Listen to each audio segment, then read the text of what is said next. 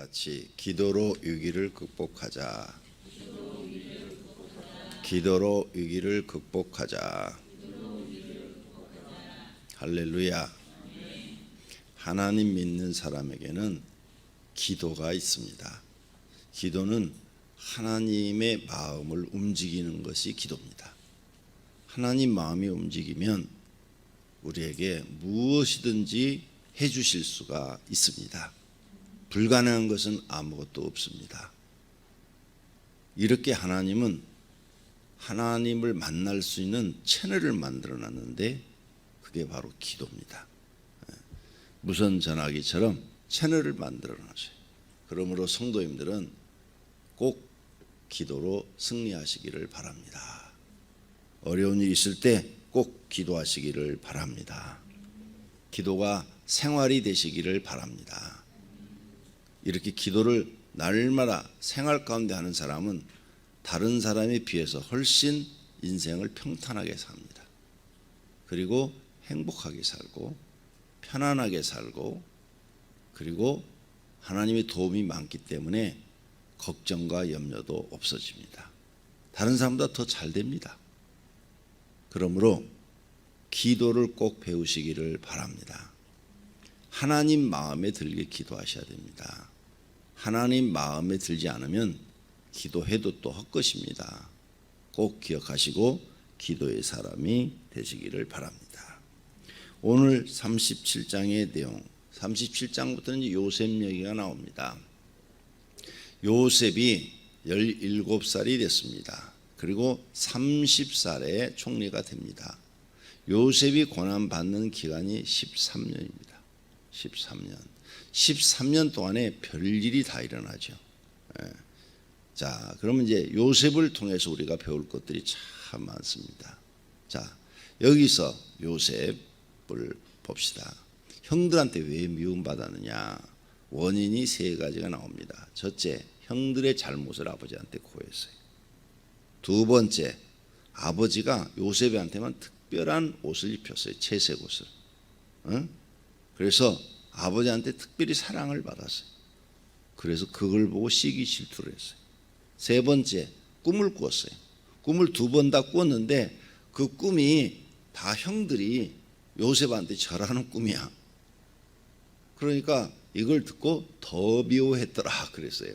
이 세 가지가 미움의 대상이 된 겁니다. 첫 번째, 미워하는 것. 형들의 잘못을 아버지에게 고했더라. 이것을 봤을 때 요셉은 어렸을 때부터 정직하고 성실하게 산 것을 볼 수가 있어요. 왜? 형들의 잘못을 아버지한테 고할 때 야곱이 봤을 때 요셉도 똑같은 짓을 하고 있으면 너나 잘해 그랬을 거예요. 이 녀석 너는 더 못됐어. 이렇게 가르쳤을 텐데 보니까 요셉은 전혀 형들과 다른 생각이 다르단 말이야. 그러니까 채색 옷도 입혀줬지. 미운 짓 해봐요. 아무리 나일에게 난 아들이라 할지라도 채색 옷 안 입히죠. 애가 반듯한 거야. 생각이. 이 성품이 반듯한 사람이 생각도 반듯합니다. 성품이 틀린 사람들은 생각도 틀려요. 그래서 생각하는 것과 성품이 같이 가요. 이 성품이 반듯한 거예요. 항상 바르고 그 다음에 성실하고. 그 야곱의 마음에 드는 거야. 그러니까 막내지만은 베냐민이 태어났죠. 막내는 아니네. 12번째로 베냐민이 태어났으니까 11번째 11번째니까 똑같이 대했을 텐데 다른 애들보다 그래도 나은 거야. 정말 사랑받을 것은 막내잖아요. 우리가 이렇게 자녀들을 낳아보면 제일 이뻐하는 게 막내잖아요. 제일 어리고 베냐민이 제일 사랑을 받아야 되죠.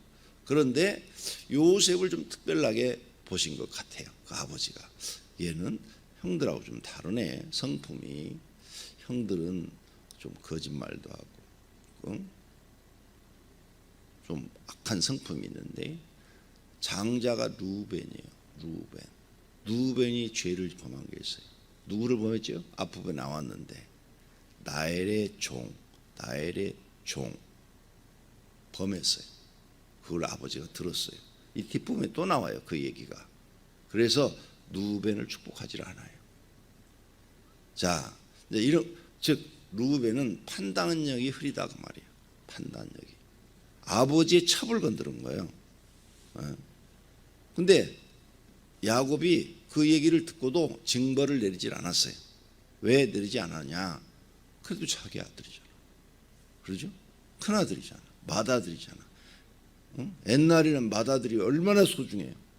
그러니까 또 레아가 아직 살아있잖아요. 그의 어머니 레아가 살아있는데 그 애를 죽여봐. 그러면 집안이 풍지박산이 되는 거야. 그러니까 안 되는 거예요, 이게. 자, 그래서 지금 야곱이 다 참고 있는데 보니까 요셉이 생각이 반듯해. 품행이 단정하다 그 말이에요. 형들의 잘못을 보고 자기는 그 잘못을 저지르질 않네. 괜찮은 녀석이구나. 그래서 특별히 더 사랑해서 채색옷을 입혀주었죠. 그럼 하나님이 왜 요셉을 선택했을까? 12아들 중에서 요셉이 제일 축복을 받잖아요. 이 12아들 중에서 제일 성품이 좋은 게 요셉이에요. 제일 하나님 볼 때 쓸만한 게 요셉이야. 그래서 하나님이 요셉을 선택한 거예요. 나엘의 아들이라 선택한 거 아니에요. 왜 생각을 해봐요. 12명의 아들이 있는데 그 중에 왜 요셉을 하나님이 선택했을까? 근데 이 뒤로 이제 요셉의 일생을 보니까 제일 믿음이 좋고 성품이 좋아. 보디발의 집에 가서 일하는 거 보니까 거기서도 정말 다른 모든 종들보다도 최선을 다 일을 하니까 주인의 눈에 들었고 가정 총무가 된 거지. 거기서 눈치껏 일을 하고 이렇게 살살 요령껏 했으면 눈에 들었겠어? 저놈도 다른 종들하고 똑같네 하고 똑같은 직업 받았겠지.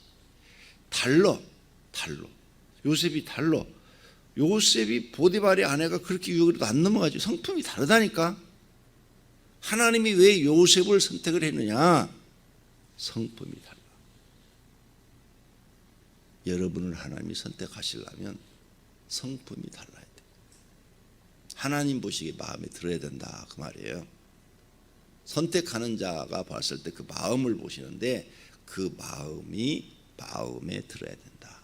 정직하고 성실하고 변함이 없고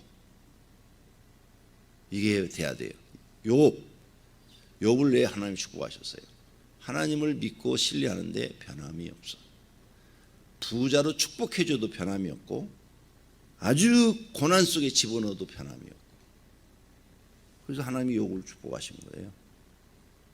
중요한 거예요. 거의 모든 사람들은 고난 속에 집어넣으면 하나님 원망하고 너무 부자로 만들면 하나님 잊어버려.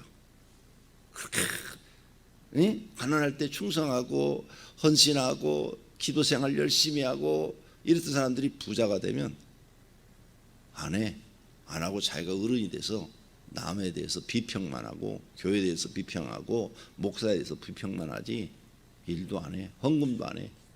하나님이 실망하는 거예요. 역시 너도 다른 사람하고 똑같구나. 하나님이 이렇게 생각하시는 거예요. 굉장히 중요합니다. 왜 하나님이 요셉을 선택했는가? 요셉의 뒤에 일 처리하는 걸 보면은 맞다. 하나님이 선택한 것이 맞다. 하나님이 하시는 일은 언제나 옳다. 그렇죠. 애굽의 총리가 돼서 일 처리하는 것도 봐도 아주 흠잡을 데가 없이 그냥 깔끔하잖아요. 요셉을 흠을 잡으려고 하는데 이 이후로도 요셉 흠잡을 데가 없어. 그 사람 성품인 거예요. 그게 하나님 그런 사람을 쓰시는 거예요. 꼭 기억하세요. 하나님이 쓰시는 사람들은 모세 같은 사람, 여호수아 같은 사람, 요셉 같은 사람, 흠잡을 것이 없는 사람, 이런 사람들을 쓴다는 거죠. 그러니까 하나님이 여러분을 축복해서 쓰게 만들려면 내가 그런 사람이 되려고 기도하고 노력해라. 지금은 안 되면 기도해라. 하나님 나를 이렇게 바꿔주세요. 나의 성품을 이렇게 바꿔주세요. 언제나 정직하고 성실하고 의로워야 돼. 의롭고 어떤 일에서든지 의롭고 어떤 상황 속에서도 하나님만 믿고 하나님만 의지하고 이 마음이 죽을 때까지 변하지 않고 하나님이 나를 아무리 축복해 줘도 나는 변하지 않겠습니다. 하나님 나를 어떤 상황에 집어넣어도 나는 변하지 않겠습니다. 그러면 하나님이 반드시 여러분을 테스트해 봐요. 고난 속에도 집어넣어 보고 또 약간 경제적으로 여유 있게도 해보시고, 근데 약간 여유 있으면 거의 사람들은 변질된다니까요. 교만해지고 오만해진다니까요. 신앙이 퇴보해 버려요. 하나님 실망하시는 거예요. 실망이다 너한테. 너도 역시 다른 사람과 똑같구나. 별 볼 일 없는 사람이 되는 거죠. 다시 복을 걷어가 버리죠. 이런 하나님이 하시는 일을 성경을 통해서 여러분이 볼 줄 알아야 되는데 전혀 못 봐요. 전혀 못 보니까 내가 하나님을 믿으면서도 전혀 내 행동이 변화가 없는 거야. 그냥 교회만 열심히 다니고 기도만 열심히 하고 이런 것만 열심히 하지 성품의 변화를 못 갖는 거예요. 왜? 성경에서 그런 걸 못 보니까. 이 뒤에 감춰져 있는 이 성경 내용 속에 감춰져 있는 것을 전혀 보지를 못하는 거예요. 성품이 이렇게 변화가 많고 달라지면은 결국은 마귀한테 조종당하고 마귀한테 쓰임받아서 하나님과 관계가 없는 사람이 되어버려요. 불행한 사람이 된다고요. 그러니까 이런 일을 당하지 않으려면 성경을 통해서 내가 어떤 사람처럼 될 것인가, 여호수아 같이 될 것인가, 내가 요셉 같이 될 것인가, 아니면 야곱처럼 될 것인가, 신앙의 모델을 딱 정해놓고 여러분이 변함없이 가시기를 바랍니다. 이렇게 해서 요셉은 미움을 받았어요. 자, 그래서 이제 아버지 심부름으로 형들에게 갔습니다. 형들에게 갔어요. 근데 형들이 멀리서 오는 거 보고 벌써 죽일 걸 모의했어. 모의해가지고 우물에 빠뜨렸죠. 자, 여기서 우물에 빠뜨릴 때 이스라엘 우물은 깊어요. 그 빠뜨렸을 때 밀어서 빠뜨렸을 거예요 아마. 근데 그 정도 높이면 내가 볼 때는 부상을 당하든지 죽어요. 이스라엘의 우물은 깊습니다. 우리나라도 시골에 가면 우물이 얕은 우물이 있고 이렇게 바가지로 물을 뜰 수 있을 정도 얕은 우물이 있고 물이 잘 안 나는 동네는 깊이 파야 돼. 근데 그게 내가 볼 때 이스라엘 우물들은 가서 보니까 최소한도 한 20m 막 이렇게 깊더라고요. 30m 이렇게 깊어요. 30m면 10층 높이에요. 20m면 7층 높이. 밀었단 말이에요. 안 죽었어. 기적이죠, 기적. 안 죽은 게. 밧줄에다가 묶어갖고 내리게 하겠어요? 죽이려고 계획을 했는데 이스라엘 우물은 깊어요. 이 우물 하나 얻는 게 어려워요. 왜? 물이 없는 지역이라 깊이 파야 물이 나오는 거예요. 자, 그런데 여기에서 또 인생이 달라져요. 여기에서 요셉을 죽이기로 모의한 형제들이야. 지금 10명이야. 10명. 하나는 베냐민이니까 베냐민은 여기 지금 안 꼈어. 11명의 남자들 중에서 요셉 빠지고 베냐민 빠지니까 10명이야. 10명 중에서 몇 명이 죽이자고 그런 거야. 몇 명인지는 모르지만 몇 명이 죽이자고 그랬어. 여기에 동참했어, 다른 형제들이. 그런데 여기에 반대 의사를 가진 사람이 둘 있어. 하나는 루벤이야. 루벤은 빠뜨리고 나서 자, 빨리 딴 데로 가자. 딴 데로 가자. 그래갖고 뒤로 돌아와서 요셉을 살리려고 했다. 여기 본문에 기록되어 있어요. 요셉을 살리려고 했다. 그렇게 마음을 먹고 빨리 딴 데로 가자. 근데 그 사이에 이제 루벤이 먼저 앞장서서 양떼를 몰고 이렇게 옮기려고 그러는데 네이가 아니야, 죄송해요. 유다가 형제를 죽이지 말자. 저기 약대 상인들이 가는데 차라리 팔자. 의견을 제시했어. 우리가 이렇게 형제를 죽이고 하나님 앞에 어떻게 은혜를 받을 수가 있냐. 그러니 살려서 그냥 팔자. 그럼 돈도 챙기고 사람도 안 죽이고 그러니까 그게 더 죄를 덜 범한 거 아니냐. 그랬더니 형제들이 들어보니까 그 말이 더 낫거든. 그래, 팔자. 그래서 밧줄을 내려가지고 아마 그러고 올렸겠죠. 그래가지고 팔아버려. 여기에 죄를 범하자고 살인을 하자고 모의한 사람들, 그 다음에 살리려고 했지만 행동에 못 옮긴 사람들, 그 다음에 행동에 옮겨서 요셉을 살릴 사람. 이거요, 우리 일생 살면서 계속 일어나는 문제예요. 조그만 문제든 큰 문제든 여러분 삶 속에 매일 일어나요. 이게 어떤 일을 할 때 죄를 짓자는 사람이 있고요, 죄를 짓는 사람들이 있고, 그 물에서 나는 안 해, 나는 안 해, 그런 일 안 해, 이렇게 안 하는 사람이 있고, 마음으로는 안 했으면 좋겠는데 말을 못하고 뒤에서 중간인 사람이 있어요. 중간인 사람. 자, 여기서 운명이 바뀌어요. 여기서 이것 때문에 운명이 바뀌어요. 이것 때문에. 여기서 누가 의인이에요? 유다만 의인이에요. 유다만 하나님 보실 때 의로운 자야. 왜? 형들을 설득해서 살렸어. 형제들을 설득해서 행동에 옮긴 사람이야. 그 다음에 누벤은 마음은 있었지만 행동에 못 옮긴 사람이야. 누벤이 장자야. 장자니까 동생들한테, 야, 무슨 소리야? 어떻게 형제를 죽이냐? 우리가 아무리 이복 형제지만 말도 안 되는 얘기야. 하나님이 보고 계시는데 우린 저주받아. 이렇게 한마디만 했어도 이런 일이 안 벌어졌어. 그런데 누벤은 그 용기 있는 말을 못했어. 옳은 말을 못했어. 거기서. 그래서 결국은 누벤은 마음에만 있었지 행동에 못 옮긴 사람. 나머지 형제들은 동참을 했어. 죄 짓는 일에. 역사가 바뀌어요. 나중에 이 유다 지파가 축복을 받습니다. 그래서 이스라엘이 유다 지파 인구하고 나머지 11지파 인구하고 비등해져. 그래서 북쪽은 10지파, 레이지파 빼고 10지파, 남쪽은 유다 지파가 다 나라를 차지해. 역사가 바뀝니다. 이 사건이. 유다가 이 뒤로 보면 또 죄 짓는 일이 나와요. 성적인 죄를 짓는 일이 나와. 그런데도 그런 건 별로 하나님 중요하게 생각지 않아. 이 사건을 유다를 의롭게 보시는 거예요. 여러분이 어떤 상황 속에서도 기도가 있죠. 그 나라와 그 의를 구하라. 하나님 나라를 네가 들어가기를 구하고 의로운 일을 하기를 구하라. 어떤 상황 속에서도 악을 행하지 마라. 네가 악을 행할 수밖에 없고 죄를 지을 수밖에 없는 분위기 속에서도 죄 짓지 마라. 이 말이에요. 의를 구하라는 것은 하나님 보시기에 항상 의로운 일을 선택하라는 얘기예요.